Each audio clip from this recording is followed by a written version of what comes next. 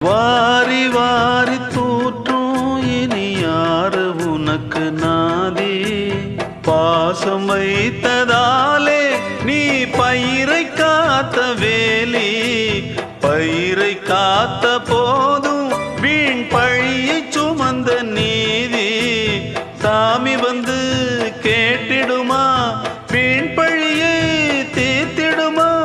விண்ணுக்கும் மண்ணுக்கும் சம்பந்தம் உண்டுன்னு சொன்னது யாரு? அது மன்னவன் பேரு.